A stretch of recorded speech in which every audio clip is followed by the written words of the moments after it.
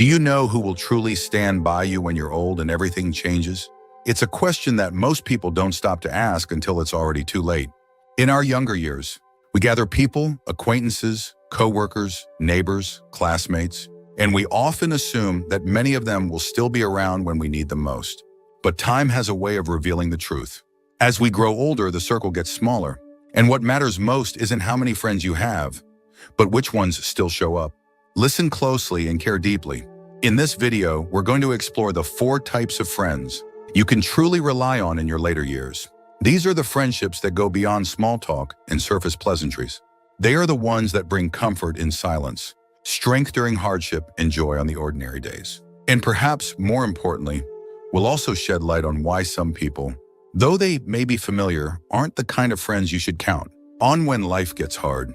So, if you've ever wondered who really belongs in your life moving forward, stay tuned. Because by the end of this video, you might see your relationships in a whole new light, and you may even be inspired to invest more deeply in the ones that truly matter. If you haven't subscribed yet, I recommend you subscribe and turn on the bell so you don't miss any videos. Your support helps us continue creating good content to inform and inspire you. Let's begin. Number 1, a friend who listens without judgment. There's something sacred about being listened to, really listened to, without interruption, correction, or quiet disapproval. And yet, that kind of listening is rare, especially in old age when people are quick to assume they've heard your stories before, or they think they know better. That's why one of the most valuable friends you can have is someone who offers their presence without trying to fix, critique, or steer the conversation. Just a steady, quiet listener who respects your voice and makes room for your truth. Let me tell you about Irene, a 79-year-old woman who had grown used to nods and polite smiles whenever she tried to share something that mattered to her. Her adult children often cut her off mid-sentence. Neighbors were friendly, but always in a rush. It wasn't until she reconnected with an old friend named Grace, a woman she hadn't spoken to in over 2 decades, that she realized how deeply she missed being heard. Over coffee, Grace simply listened. No phone distractions, no advice, just full attention. And Irene said afterward that it was the first time in years she felt like her words actually landed somewhere. The older we get, the more we carry stories, regrets, hopes, grief, and sometimes all we need is a witness. Not someone to analyze or respond, but someone to sit across from us and nod with understanding. When you find that kind of friend, one who doesn't rush you, who lets the silence stretch without discomfort, you found something rare and healing. Research in psychology confirms that feeling truly heard reduces stress, lowers blood pressure, and even improves cognitive health. But beyond the science, it simply brings peace. Because when someone listens without judgment, they're not just hearing your words, they're saying, you still matter. Your voice still matters. And that's something we all need, especially in a world that moves faster every day, where seniors often feel left behind or spoken over. A friend who listens becomes a mirror, reflecting not just your words, but your worth. They remind you that you're not invisible, not outdated, not irrelevant. But here's what's just as important. You must be that kind of friend too. Be the one who listens, who puts down the phone, who asks follow-up questions not out of politeness, but because you actually want to understand. That kind of presence has power, more than most people realize.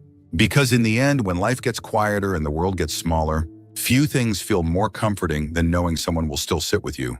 Listen fully and make space for all the things you need to say. Number 2, a friend who checks in consistently. There's something quietly powerful about a person who remembers to check in, not just on birthdays, not just when there's news, but in the ordinary rhythm of life. A quick call, a brief message, a visit without an agenda. These gestures may seem small, but for someone in their later years, they can mean the difference between feeling remembered and feeling forgotten. Take Samuel, a 74-year-old man whose days had grown quieter since retiring and moving to a smaller town. His neighbors were kind but distant, and his adult children lived several states away.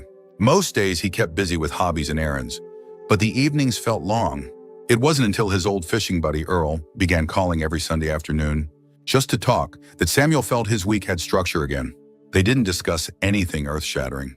They swapped jokes, talked about the weather, shared memories of past trips. But that simple check-in became a lifeline. What makes a consistent friend so rare is that they don't wait for something to be wrong. They don't only show up when drama or crisis calls. They show up because they care. And that kind of regular presence builds trust, something that becomes more precious with age. As we get older, life has a way of shrinking. Social circles narrow. Health can limit mobility. Old routines fall away.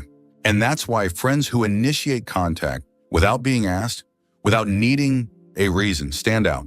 They are the ones who say, "You're still on my mind," without needing to say it outright. Consistent connection supports emotional health. Studies have shown that older adults who have steady social contact are significantly less likely to experience depression, cognitive decline, or feelings of worthlessness. But even more importantly, it creates a rhythm, a dependable beat in the background of your week, something to expect, to prepare for, to look forward to. And if you have a friend like that, someone who keeps showing up, you already know the comfort it brings. But if you don't, you can be the one to start. Set a reminder. Choose one day each week. Call someone, message someone, make it a ritual. Not because you have to, but because you know how it feels to be remembered. Because when someone takes the time to check in, especially when there's nothing dramatic going on, it sends a quiet message that echoes louder than most words. You still matter. You're still seen, and you're still worth making time for. If you're still watching this video and finding these insights valuable, please comment number 2 below to let me know you're here. And if you haven't subscribed yet, I recommend you subscribe and turn on the bell so you don't miss any videos. Your support helps us continue creating good content to inform and inspire you. Now let's move forward. Number 3, a friend who shares values and growth. As we get older, we begin to crave more than just casual conversation. We want depth. We want alignment.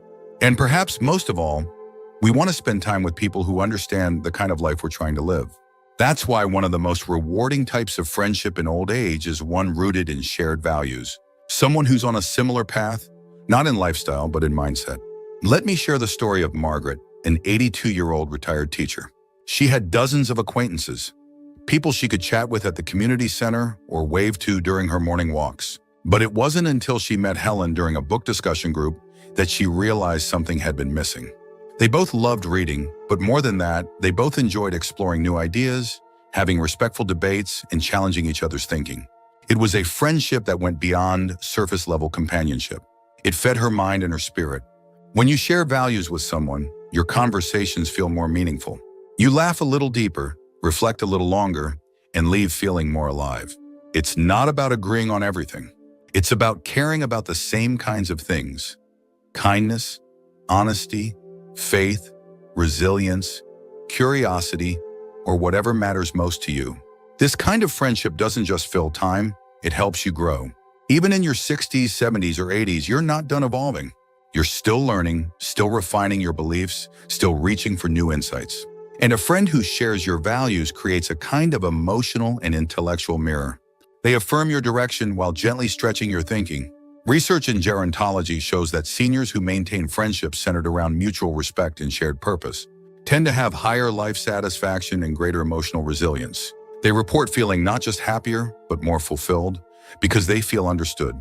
And understanding in the later stages of life is more nourishing than applause. It's easy to assume that friendships have to be based on history, on how long you've known someone or what you've been through together.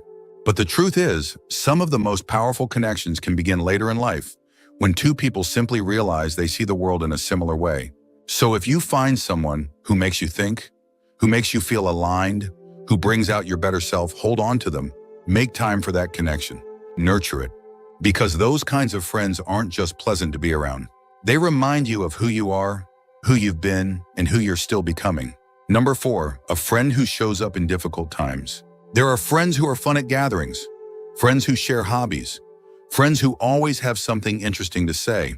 But when life takes a turn, when illness hits, when grief shows up, when everything feels heavier than usual, you quickly learn who really belongs in your inner circle.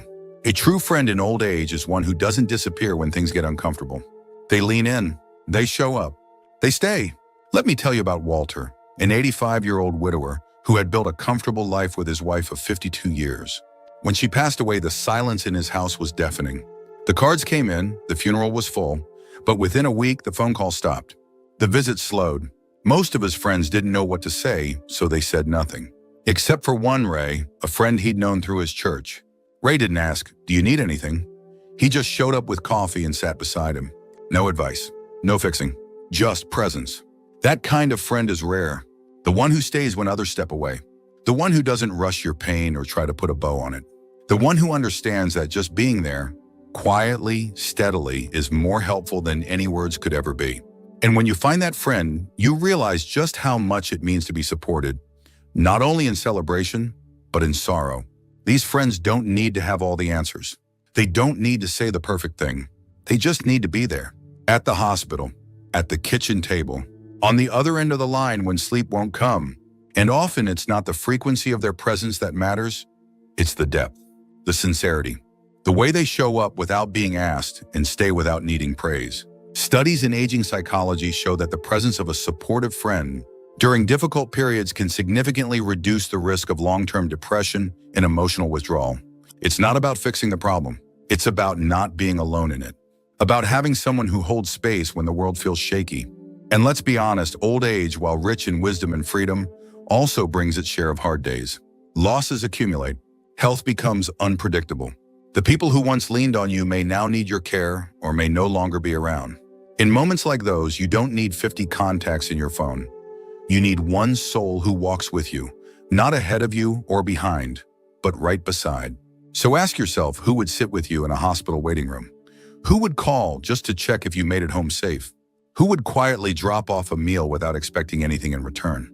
That's the kind of friend worth keeping close.